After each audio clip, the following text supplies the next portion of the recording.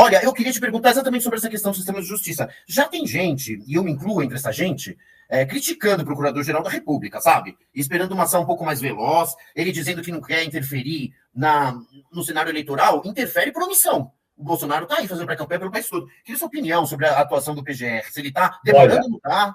Eu me sinto à vontade para falar sobre esse tema. Você deve estar lembrado que em 2012, injustamente, eu e os companheiros do PT fomos denunciados, julgados e condenados no Supremo em plena campanha eleitoral de 2012, inclusive na véspera da eleição, entre o primeiro e o segundo turno.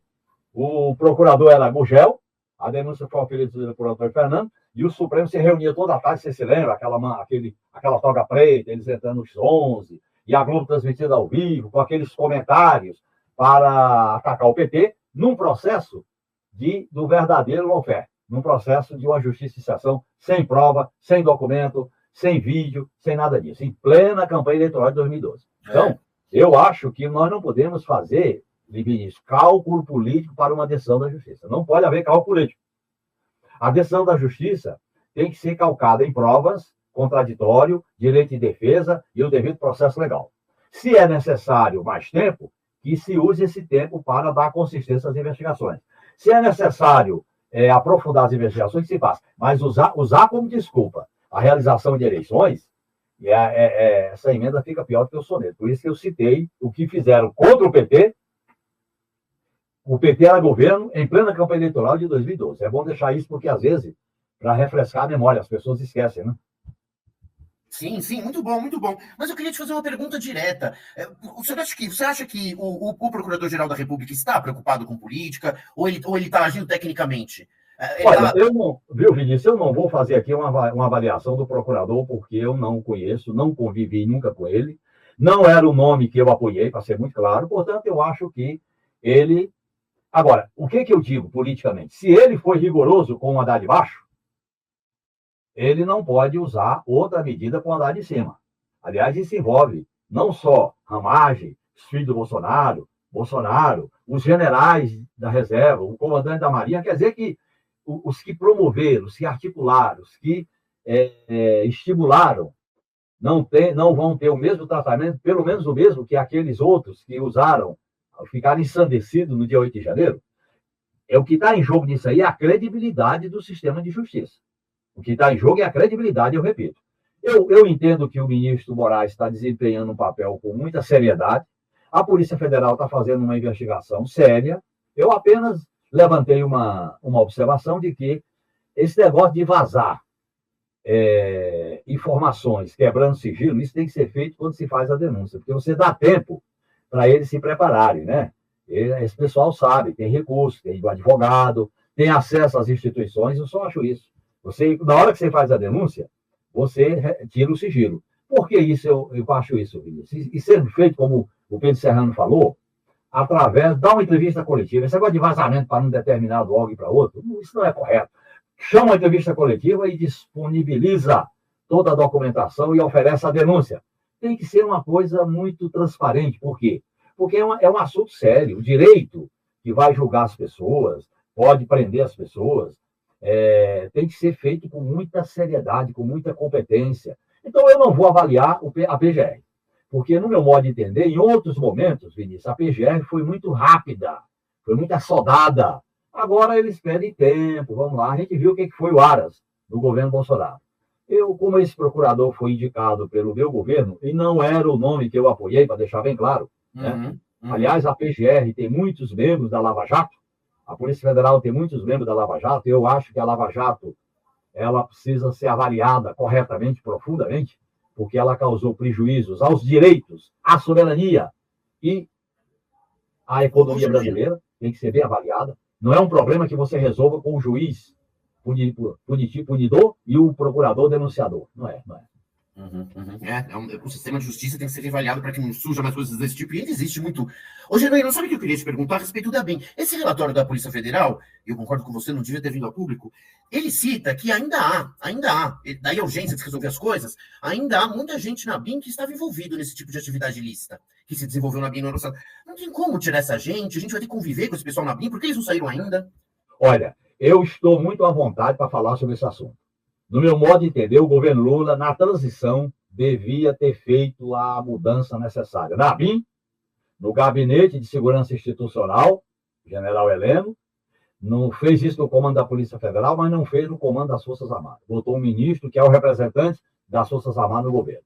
Eu sou divergente dessa questão. E eu conheço um pouco Vinícius e Sara, porque eu era deputado quando nós votamos o projeto de lei que criou a BIM. E eu defendia na Câmara dos Deputados, quando ele foi criado em 99, a seguinte questão. Olha bem, a inteligência de um país ela se divide basicamente em 3 áreas. A inteligência judicial, que é essa, para instruir processos judiciais. A inteligência militar, para as questões de defesa nacional. E a inteligência de Estado, que assessora o presidente da República. Por exemplo, cenário mundial, possibilidade de guerra, pandemia, a catástrofe climática, é uma área de inteligência de Estado. No meu modo de entender, o projeto de lei que criou a BIM precisa ser reformulado, porque você tem um Sistema Brasileiro de Inteligência, SISBIM. A BIM está dentro do SISBIM com COAF, militar do Exército, da Aeronáutica e da Marinha, Polícia Federal, até P2 das PM, virou um monstrinho, ou um monstrão, um monstrengo. Portanto, eu acho que essa atividade, que é muito sensível, ela é sensível, Vinícius, porque diz respeito aos direitos e às garantias individuais. Ela é sensível porque diz respeito aos assuntos de segurança do país. Se você avacalha a inteligência, as pessoas vão ter acesso às nossas riquezas, aos nossos segredos, aquilo que é estratégico. O país não pode ser devassado dessa maneira, como essa turma fez. Porque o grave dessa arapongagem é que, além de ferir os direitos e garantias, expôs o país a um vexame. A um vexame. Você veja bem, os caras, quando discutem uma ação do FBI, da CIA, do Mossad, da agência ou da Rússia, você tem um ritual mais rigoroso. Aqui, olha bem, a gente estava tendo pandemia com 700 mil mortes. Estava tendo guerra. Estava tendo riscos com catástrofe climática. E os militares preocupados com urna eletrônica, a BIM preocupada com espionagem, com a defesa de rachadinha. Não dá. Olha que brincadeira é essa? Tosco, né? É um negócio horrível. Veja bem a que ponto essa turma chegou. Não tem nível. Não tem cerimônia, não tem ritual. Então, eu acho que é grave. Portanto, eu defendo uma mudança da estruturação da BIM. E o governo Lula devia ter feito essa mudança já na transição. Manteve alguns oficiais da BIM, oficiais da inteligência, não militar, e aí eles foram omissos. Por quê? Porque essa área de inteligência e essa área militar, Vinícius e Sara, tem o compadrio, tem o corporativismo, tem vamos dizer assim, o congraçamento. Isso é errado. Eu acho que nós temos que ter desbolsonarizado a BIM, desbolsonarizado as Forças Armadas, extinguir o Gabinete de Segurança Institucional. E essas coisas são possíveis de fazer sem ter que passar lei no Congresso Nacional? Na esfera administrativa? Não, lógico. Você podia fazer isso. Veja bem, extinguir a BIM, você podia criar uma secretaria especial vinculada à Presidência da República naquela proposta de medida provisória que reestruturou os ministérios. Você criava uma secretaria especial, porque a BIM não pode estar vinculada ao gabinete do presidente. Tem que ter uma secretaria especial, ela se vincula à secretaria especial e o secretário especial se reporta ao presidente. Isso você podia criar através da medida provisória que reestruturou o governo no início da transição. Por exemplo, a questão do Gabinete de Segurança Institucional, aí sim, quando foi criado o Ministério da Defesa, eu estava também na Câmara, se criou o Gabinete de Segurança Institucional vinculado ao Exército, de preferência 4 estrelas. O Gabinete de Segurança Institucional é a garantia dos militares do Exército estarem presentes no Palácio do Planalto, porque eles saíram com a criação do Ministério da Defesa. Isso é um erro. Isso é um erro. Por que tem que ter um Gabinete de Segurança Institucional? Não tem sentido. Você tem uma casa militar, que é o que existe no mundo. A casa militar que assessora o presidente da República e dá segurança à presidência da República. E aí você tem a Polícia Federal, que se reporta ao ministro da Justiça. Você tem a inteligência militar, do Exército, da Marinha e da Aeronáutica, que se reporta aos comandantes e ao ministro da Defesa. Esse é o procedimento democrático. Aliás, Vinícius, é assim que funciona na França, nos Estados Unidos. Lá tem CIA, FBI e a Agência Nacional, né? Quer dizer, você não pode ter uma coisa só, porque se vincula horizontalmente.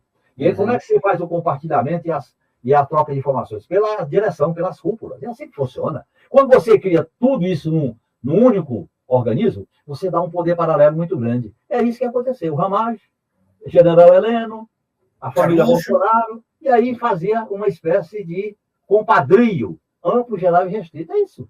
As revelações mostram a gravidade de como usar essa estrutura. Mais do que isso, usar servidor público, dinheiro público e cargo. Agora, eu sempre disse que o governo Lula deveria, na transição, ter mudado profundamente a BIM na própria medida provisória que reestruturou o governo. Assim como eu acho que devia ter estabelecido um critério para nomear os comandantes do Exército, da Marinha e da Aeronáutica. Qual o critério?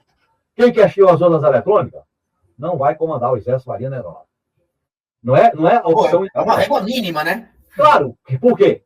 O Estado democrático de direito pressupõe o respeito às regras da democracia representativa. E a soberania emana do voto popular, chamada soberania popular. E isso é o mínimo. Você não vai pedir certificado ideológico de ninguém, mas você vai estabelecer um regramento.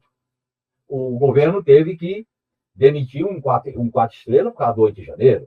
O comandante da Marinha não deu posse, porque não queria dar posse ao Lula. Não tomou posse na frente do Lula. Esse tipo de coisa é uma espécie de herança autoritária, que nós convivemos equivocadamente com ela. E isso tem história.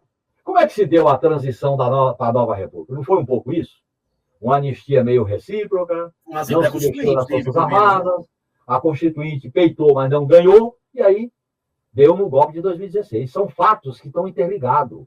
A gente não, o passado ilumina o futuro, senão os espíritos do futuro ficam tontos, ficam